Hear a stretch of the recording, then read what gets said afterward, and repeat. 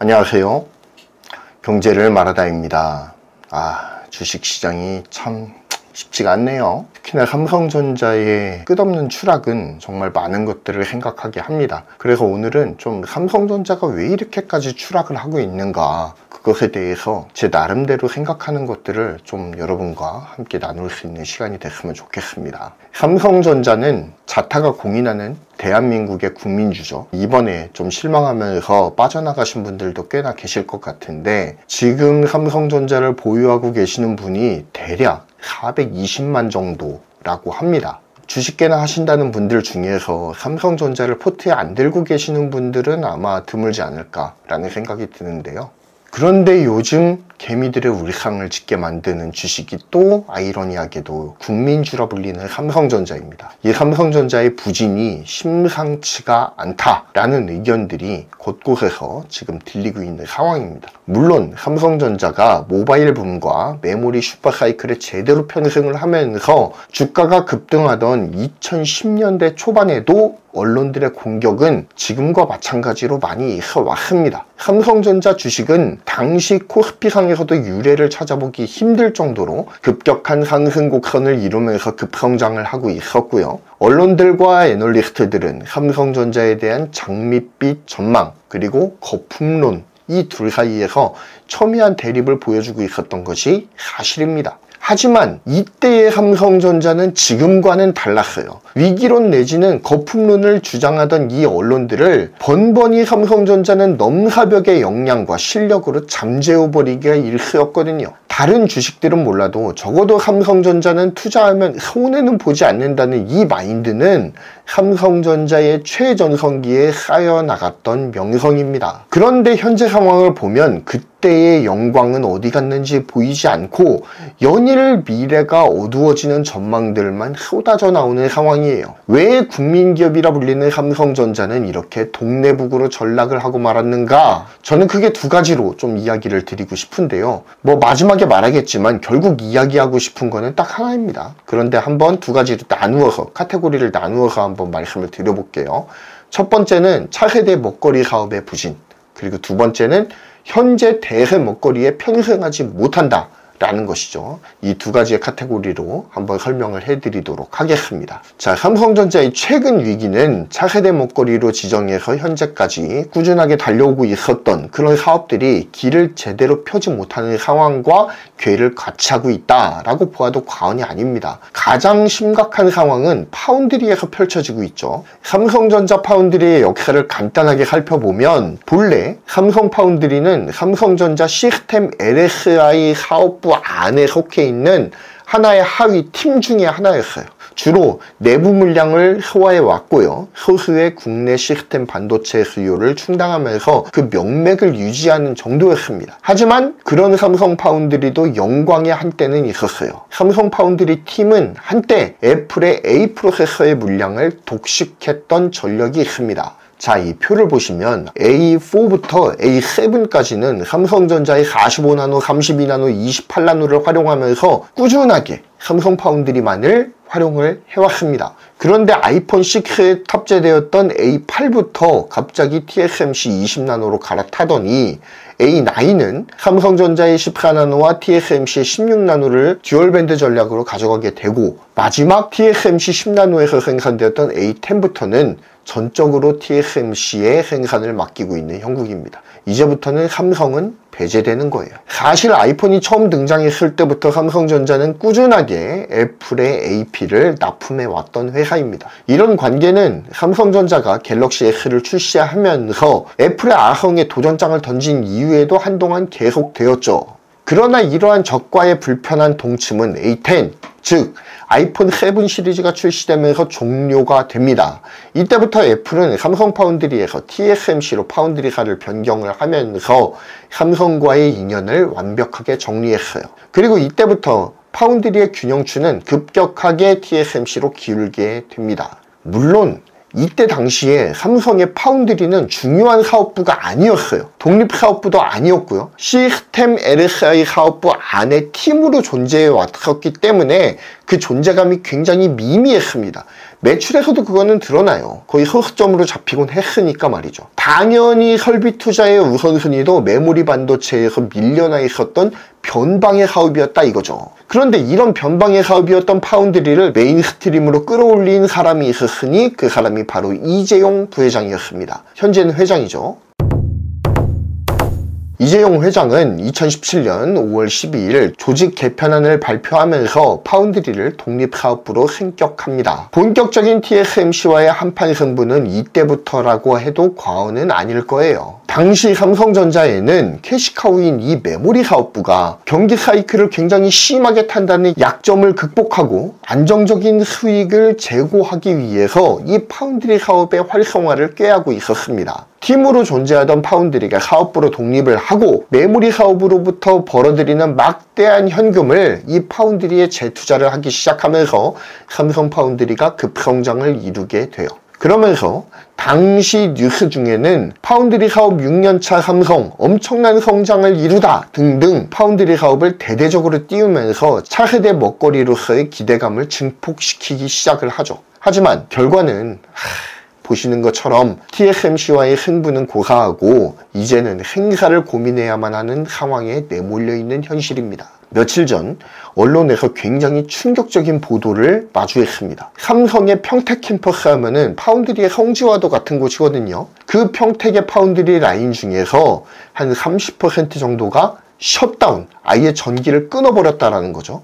이런 보도가 있었습니다. 반도체 공장이 감산을 하면서 생산량을 조절하는 사례는 있지만 아예 전원 자체를 내려버리는 일은 극히 드문 일입니다. 심지어는 업계에서는 이런 반응도 나와요. 셧다운을 하는 것은 반도체 공장이 최후에 하는 일이, 한마디로 사업부 접을 때 하는 일이라고 해요. 그럼에도 불구하고 삼성전자가 파운드리 라인 중 일부를 셧다운하는 이유는 더 이상 적자를 방관할 수가 없다라는 판단에서일 것입니다. 반도체 공장은 하나의 프로세스로 연결이 되어 있거든요. 라인을 세운다라고 하는 것이 의미하는 것은 그 라인은 통째로 못 쓰는 게 되는 거예요. 프로세스를 멈춘다는 이야기가 되는 것이잖아요. 그리고 이는 곧 설비를 세운 뒤 손해를 보아야 될 감가상각, 그리고 장비 유지비, 재가동에 들어가는 시간과 비용, 그리고 수선 비용 등등을 삼성전자가 고스란히 떠안아야 될 유무형의 피해를 감수하고서라도 적자를 막아보겠다라고 하는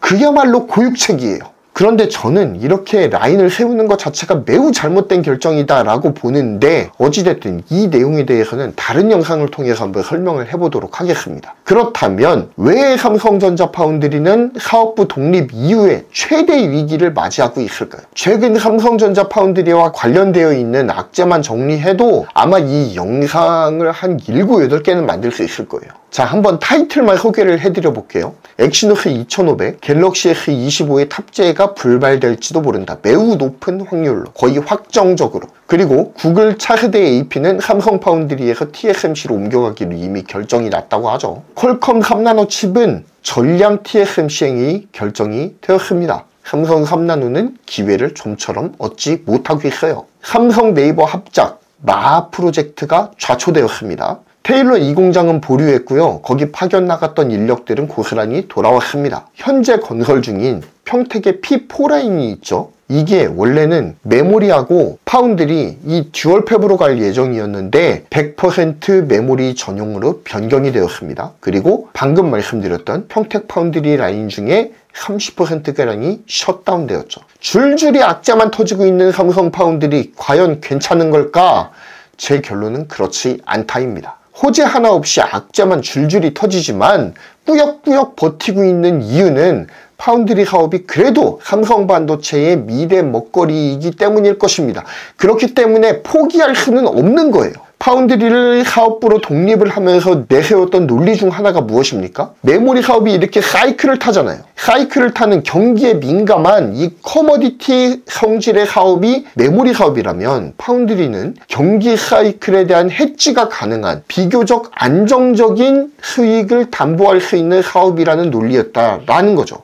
즉 메모리가 다운 사이클을 타면서 적자를 내더라도 파운드리가 자리가 잡히게 되면 이 파운드리에서 나오는 수익으로 그 적자가 보전이 가능할 것이다. 그래서 결과적으로는 이 굴곡을 줄여나감을 통해서 사시사철 언제가 되었든 수익을 내는 사업으로 삼성전자의 반도체 사업을 안정화시켜 보겠다라고 하는 그런 철저한 계산이 담겨있는 투자였다라는 것이죠. 그리고 이 파운드리 사업에 뛰어들면서 이 사업이 순항할 것이라고 여겼던 배경도 있었어요. 충분한 내부 물량이 있었다라는 겁니다. 갤럭시 어마어마하게 팔려나가잖아요, 사실. 적어도 몇 천만 개 정도의 수요는 꾸준하게 창출해낼 수가 있는 겁니다.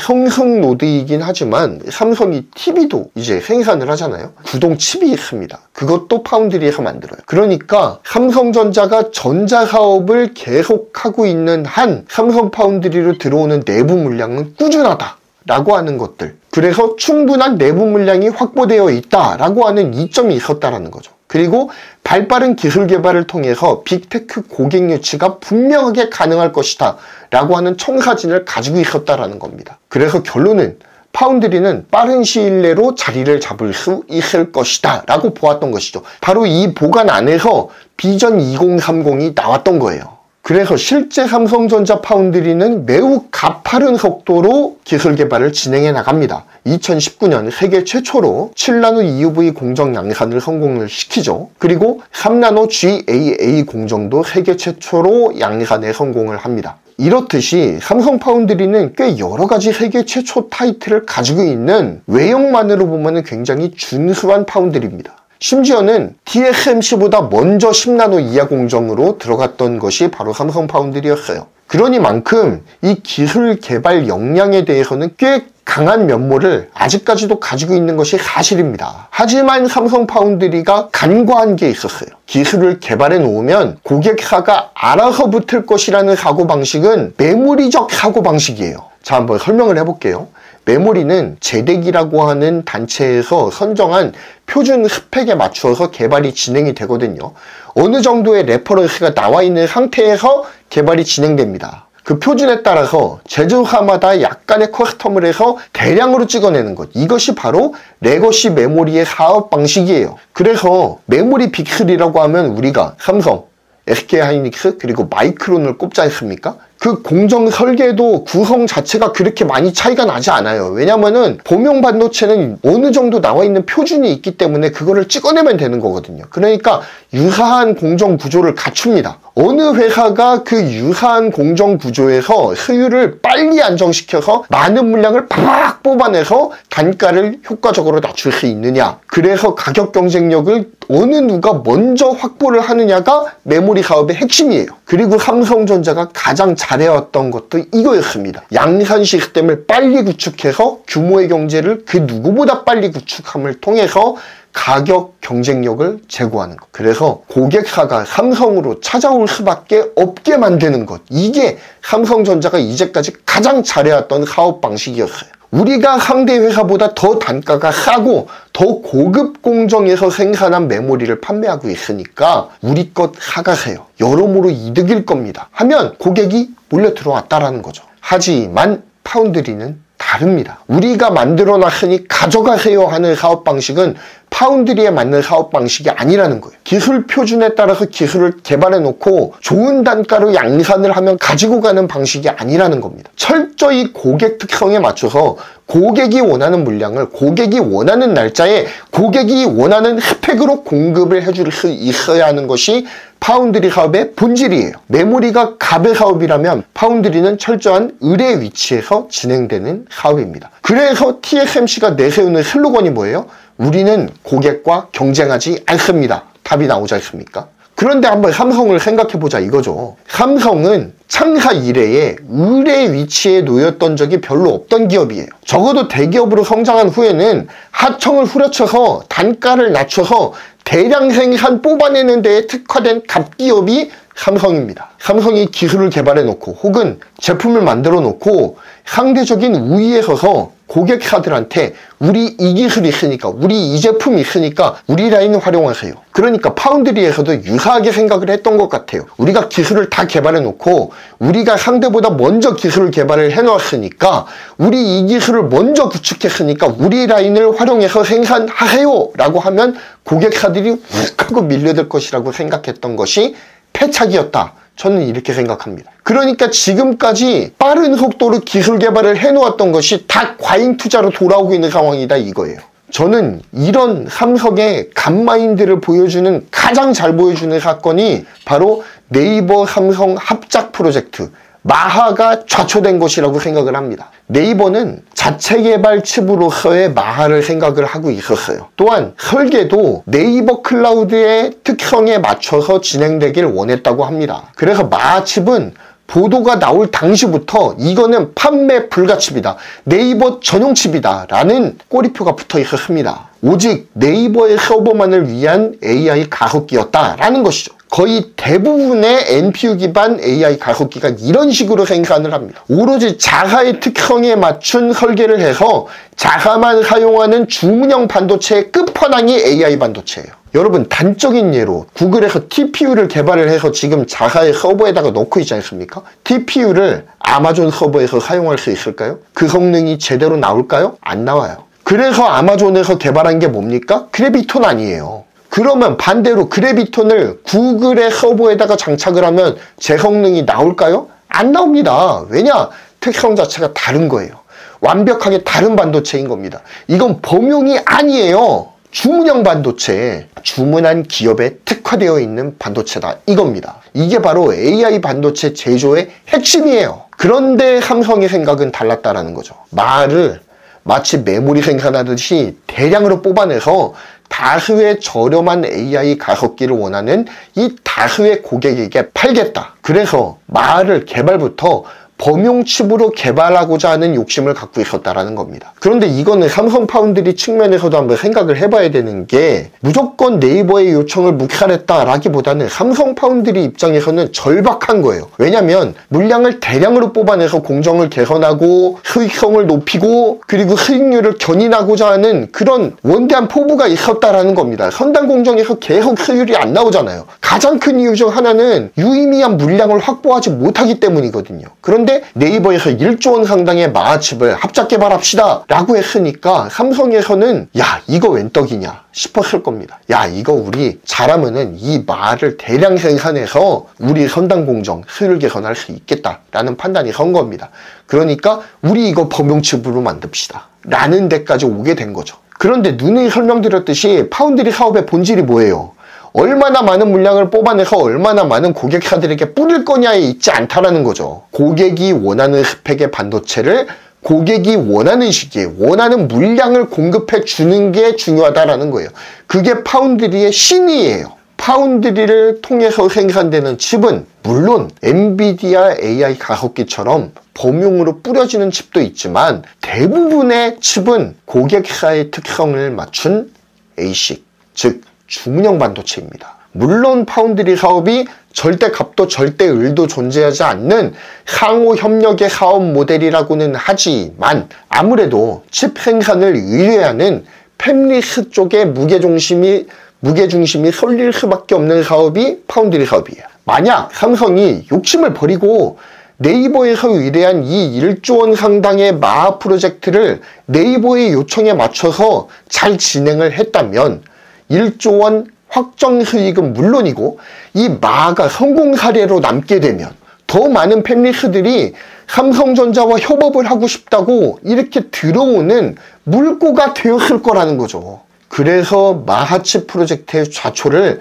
소탐대실이라고 부르는 이유가 바로 여기에 있는 겁니다. 만약에 삼성전자가 네이버랑 잘 합작을 해서 마하칩을 성공시켜 놓으면 물론 당장에는 1조 원 땡 추가 수익이 발생하진 않겠지만, 이 성공 사례를 보고서 삼성 파운드리로 고객들이 몰려들 거라는 거죠. 물꼬를 스스로 잘라냈다라고 볼 수밖에 없는 게 바로 마하칩 프로젝트의 좌초입니다. 결국 삼성 특유의 이 군림하는 간마인드를 버리지 않으면 파운드리 사업은 앞으로도 쭉 답이 없을 거예요. 그들이 가지고 있는 기술적인 우위와는 별개로 사업에 임하는 마인드 자체가 잘못됐다라는 말씀을 드리는 겁니다. 자, 두 번째, 현재의 이슈에 편승하지 못하고 있습니다. 뭐 당연히 HBM 얘기죠. 너무나 유명한 이슈 아니겠습니까? HBM, AI 반도체, DDR5 등 이 메모리 반도체 씬에서 핫한 이슈에 대해서 전혀 편승하지 못하고 있어요. 사실 삼성전자 반도체가 잘했던 게 뭐냐면 이슈를 스스로 만들어냈습니다. 트렌드를 스스로 만들어내던 회사가 삼성전자 메모리였어요. 화두를 끊임없이 던지고 선도적인 기술을 가장 먼저 도입을 하고 가장 앞서서 기술 개발이 되고 했던 데가 바로 삼성전자였다는 겁니다. 하지만 어느 해부터인가 이 이슈를 선점하는 능력이 현저하게 저하되기 시작하더니 지금은 완벽하게 무너져 내린 상태죠. 이슈를 전혀 선점하지 못해요. 삼성전자 반도체의 두 축인 메모리와 파운드리 중 파운드리가 무너졌잖아요. 그렇다면 이 본 사업에 해당하는 메모리 사업이라도 잘 되고 있다면 그나마 파운드리에서 새는 바가지를 메모리가 막는 구조로 이 파운드리가 완전히 자리를 잡기까지 좀 더 버틸 수 있었을 거예요. 그런데 여러분, 삼성의 갓마인드로 잘 할 수 있었던 이 메모리 사업조차 사업 구조 자체가 완벽하게 바뀌고 있습니다. AI가 득세를 하고 나서부터 말이죠. 이전에 메모리가 제작 표준에 맞춰서 대량 생산을 와장창 해놓으면 고객사에서 대량으로 떼가는 형식의 이런 커머디티형 사업이었다라고 한다면 현재 메모리의 사업은 고객 맞춤형 사업 모델로 점차 변모하고 있습니다. 즉 반도체 산업이 점차 AI 반도체가 득세하는 방향으로 이행하기 시작을 하면서 반도체가 수행해야 될 연산량이 기하급수적으로 증가하기 시작했어요. 이를 위해서 고사양의 메모리 반도체가 필수적으로 필요하게 되었습니다. 그러면서 각광을 받고 있는 것이 D램 여러 장을 적층하고 이를 TSV로 연결한 HBM이잖아요. D램을 적층하고 구멍을 뚫어서 TSV로 연결을 한 다음에 이를 프로세서 바로 옆에 어드밴스드 패키징으로 조립을 하는 형태의 반도체가 각광을 받고 있는 겁니다. 가장 대표적인 예가 엔비디아의 H100, H200, 블랙엘 GPU 시리즈 등등이죠. 그리고 뒤늦게 뛰어든 AMD에서도 MI 시리즈의 AI 가속기를 출시를 했지 않습니까? 똑같은 구조예요. 프로세서 플러스 HBM, 어드밴스드 패키징. 똑같은 구조입니다. 그런데 더 중요한 건 지금 현재 AI 가속기는 서버에 들어가잖아요. 그런데 점차 이 노트북이나 아니면은 PC 컴퓨터에 들어가는 반도체도 이런 형식으로 바뀌고 있다는 게 문제예요. 이전에는 프로세서가 있고 외장 메모리가 쫙 이제 흘러서 꼽히는 형태의 프로세서였잖아요. 그래서 D램의 데이터를 받아서 프로세서에서 연산을 수행해서 결과값을 던지는 형태로 컴퓨터가 구동이 되었었잖아요. 그런데 이제는 단말기 단에서도 AI 연산을 필요로 하는 온디바이스 시대가 열리고 있다는 거죠. 그러면서 이제 외장 메모리 따로, 프로세서 따로 하면은 연산 성능을 따라올 수가 없다는 거죠. 이번에 나온 인텔 프로세서의 가장 중요한 특징이 뭡니까? 프로세서가 있고 그 위에 메모리가 직접 붙어서 어드밴스드 패키징으로 묶이고 있다는 겁니다. 즉 이제는 메모리가 대량 생산을 뻥 해가지고 우리 거 가져가세요 하는 시기는 점차 저물어가고 있다는 거죠. 이제는 메모리와 프로세서가 근접해서 붙어서 서로 긴밀하게 소통을 하면서 빠른 연산을 보여줘야 되는 시기가 도래를 했다는 겁니다. 그래서 지금 메모리 씬에서 이슈로 떠오르고 있는 게 뭡니까? 온 디바이스에 탑재될 수 있는 HBM을 개발하는 것. 이게 지금 핵심 의제예요. 그러니까 서버 칩에서 두각을 나타내는 SK 하이닉스가 이 커스텀 메모리 시장에서 독보적인 지위를 차지하고 있는데 기술을 선점한 SK 하이닉스가 계속 독주할 가능성이 높아요. 제가 보기엔 그렇습니다. 삼성전자는 빨리 사업의 마인드를 바꾸지 않으면 커스텀 메모리화되고 있는 메모리 시장에서 퇴화된 공룡으로 남을 가능성이 매우 높습니다. 그리고 삼성전자는 HBM 관련해가지고 실기를 한번 했잖아요. 2019년도에 GDDR과 파운드리에 집중을 하기 시작하면서 HBM을 뒷전으로 밀어놨다는 거죠. 그 결과를 지금 맞이하고 있는 겁니다. 지금까지도 삼성전자의 HBM 갈피를 잡지 못하고 있어요. 고객과 긴밀하게 협력하면서 고객사가 원하는 스펙을 맞춰서 상호 협력하에 제작해야 되는 이 HBM 사업의 특성상 삼성전자가 지금까지 주로 해왔던 레거시 메모리 사업과는 근본적으로 사업 구조 자체가 다르다라는 게 문제예요. 고객과의 긴밀한 소통이 HBM 사업 성공의 열쇠라는 겁니다. 하지만 삼성전자는 역시 바뀐 사업 구조에 전혀 적응을 하지 못하고 있죠. 이렇게까지 대응력에 문제가 있었나 싶을 정도로 휘둘리고 있습니다. 왜 그럴까요? 고객하고 소통 자체가 안 되는 거예요. 제가 봤을 땐 그렇습니다. 그리고 그 소통의 부재의 한가운데에 삼성의 갓마인드가 껴있다. 저는 그렇게 생각합니다. 이야기를 정리해 보겠습니다. 삼성전자의 미래 먹거리, 현재 이슈 편승 실패는 기업의 명운을 흔들고 있는 상황이죠. 그런데 미래 이슈도, 현재 이슈도 계속해서 삼성전자가 실패의 길을 걷는 이유를 살펴보면 이유는 딱 한 가지로 정리될 수 있어요. 사업 방식의 변화에 전혀 적응하지 못하고 있다. 일방적으로 찍어낸 뒤 우리 거 사가세요 하던 시기는 갔습니다. 이제는 고객사와 긴밀하게 협력하면서 내 것을 내려놓고 상대방과 상호 배려와 조율을 하면서 사업을 해야 되는 시기가 도래를 했다는 거예요. 더 이상 갓마인드는 설 자리가 없습니다. 찍어낸 물건 팔아제끼던 시대는 이제 갔다는 거예요. 삼성전자가 끝끝내 이러한 사업 생리의 변화에 적응하지 못한다면 과거의 영광에서 헤어나지 못하고 몰락한 일본 전자기업의 전철을 밟지 말란 법이 없습니다. 이미 삼성전자의 사업 대부분은 상당 부분 중국 업체들에게 추격을 허용했거나 혹은 추월당하고 있습니다. 사업 생리의 변화를 캐치하지 못한다면, 그들의 갓마인드를 완벽하게 내려놓지 못한다면 삼성의 앞날도 밝지만은 않을 거예요. 그리고 이러한 사업 마인드의 변화를 누가 이끌어야 되겠습니까? 말단 사원이 할 수 있을까요? 과장, 부장이 할 수 있을까요? 아니요. 경영진에서 해야 됩니다. 그런데 현재 이재용 체제의 경영진이 그걸 잘 해낼 수 있을지는 미지수입니다. 지금 삼성파운드리 셧다운 이슈가 있잖아요. 전영현 부회장이 지시한 것일 텐데 저는 삼성의 크르자니크가 이재용 아니면 전영현이 될 가능성이 매우 높다라고 생각합니다. 그거는 다음 영상에서 썰을 풀어볼게요. 이상으로 모든 영상을 마무리하겠습니다. 감사합니다. 경제를 말하다였고요. 구독, 좋아요, 알림 설정 부탁드리겠습니다. 감사합니다.